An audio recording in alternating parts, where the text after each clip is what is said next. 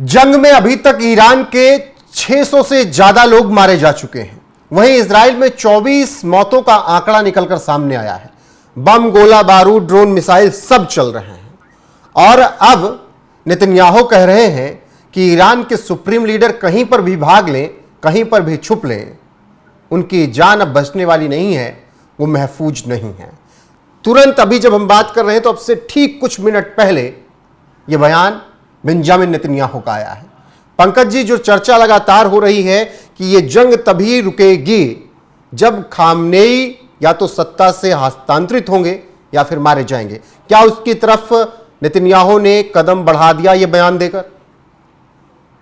मैं एक और बड़ी बात आपको बोल रहा हूं रोहित, और आज 19/6/2025 को मैं ये बोल के जा रहा हूं कि खामनेई मारा जाएगा।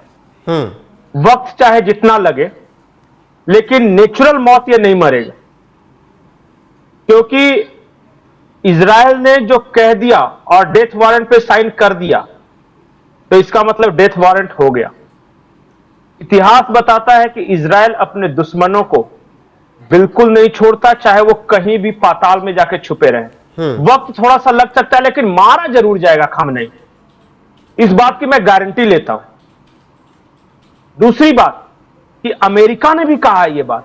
उन्होंने, डोनाल्ड ट्रंप ने कल ही अपने एक बयान में कहा है कि हमें पता है खामनेई कहां छुपा है, हमारी पहुंच से वो दूर नहीं है, उसको मारेंगे, लेकिन जगह हमारी होगी, वक्त हमारा होगा और तरीका हमारा होगा।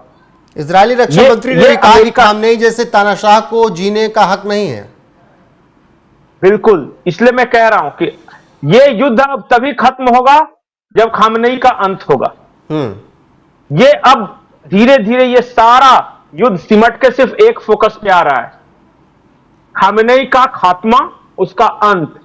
बगदादी की तरह, सद्दाम हुसैन की तरह, ओसामा बिन लादेन की तरह, नासिर की तरह, गद्दाफी की तरह, ये सीरीज ऑफ नेम्स हैं जो अपने अपने देशों में परम शक्तिशाली थे।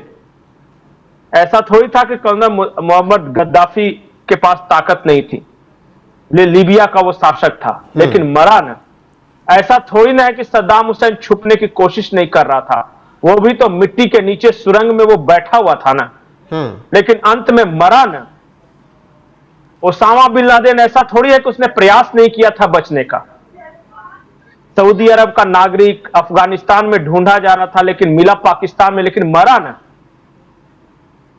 खामनेई का अंत वही है, डेथ वारंट इसका निकल चुका। लेकिन नेतन्याहू का बयान ऐसे वक्त में है पंकज जी, नेतन्याहू का बयान ऐसे वक्त में है जब पाकिस्तान ने ईरान का साथ छोड़ा, असीम मुनीर अमेरिका में बैठे हैं और ट्रंप बहुत कुछ तय कर रहे हैं।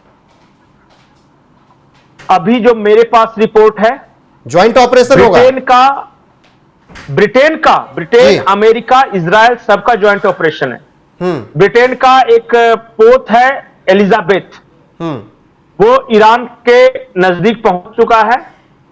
इसके अलावा 2 पोत हैं अमेरिका के, युद्ध पोत, वो बहरीन से निकलकर ईरान के बॉर्डर के पास आ चुके हैं। और इजराइल अपने सबसे डेडली अटैक को प्लान कर रहा है। और मैं इसलिए कह रहा हूं कि जो परिस्थितियां बन रही है, मुझे ऐसा नहीं है कि ईरान से कोई दुश्मनी है या खामनेई ने मेरी खेत कब्जा लिया है, लेकिन हकीकत यह है कि जो परिस्थितियों का निर्माण हो रहा है, आप लोगों को शायद ये इजराइल का एक डॉक्ट्राइन है, सैमसन उसको कहते हैं, SAMSON, सैमसन। और उसका मतलब यह होता है if we fall everyone falls with us. वो मैं डॉक्ट्राइन थोड़ा एक्सप्लेन करूंगा, लेकिन खामनेई के बारे में बताने से पहले मैं एक बात कहता हूं।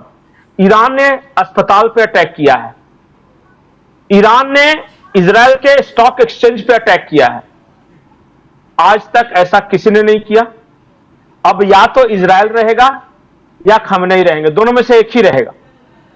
यह युद्ध इस स्तर पे आके पहुंच गया है। अब मैं आता हूं आपको सैमसन डॉक्ट्राइन के बारे में। इसका मतलब यह मैंने बताया कि if we fall everyone falls with us.